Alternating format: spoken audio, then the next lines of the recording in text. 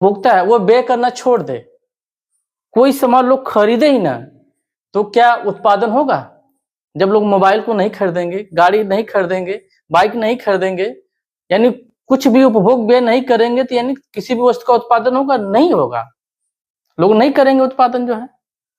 देख रहे हैं कि जो लोग खरीद ही नहीं रहे हमारे सामान को, तो बना के क्या करूँगा? तो ऐसी स्थिति में जो है कंपनी बंद होगी, श्रमिकों की छटनी होगी, मजदूरों की छटनी होगी, कर्मचारियों की छटनी हो जाएगी। जब लोगों की छटनी हो जाएगी तो आय का जरिया भी समाप्त हो जाएगा। जब आय नहीं होगा तो हम व्यय क्या करेंगे? पूरी चीज चौपट हो जाएगी।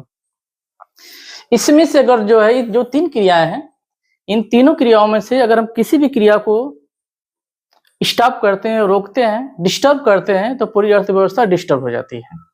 इसलिए कहा जाता है कि ये जो 3 क्रियाएं हैं कभी रुकती नहीं है, ये हमेशा चलती रहती हैं, और इन्हीं 3 क्रियाओं को बोलते हैं अर्थव्यवस्था की लाइफलाइन, जीवन रेखा इसको बोलते हैं।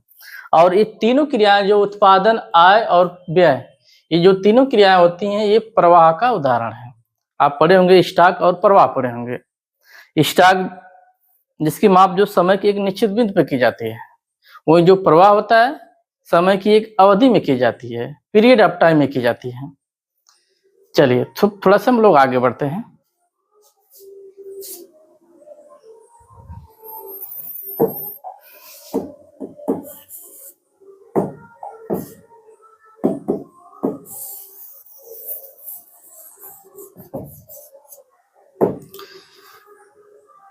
चलिए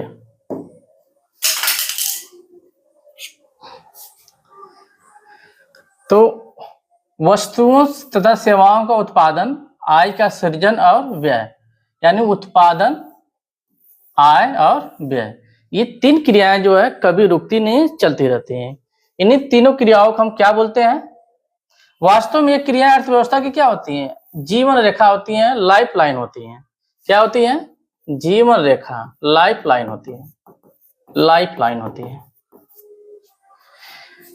इन क्रियाओं के बिना अर्थव्यवस्था की अवधारणा का कोई अस्तित्व नहीं है।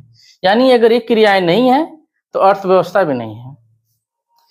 इन क्रियाओं के आरंभ व अंत की खोज करना कठिन है। ये जो 3 क्रियाएं हैं, जो 3 क्रियाएं हैं, उत्पादन,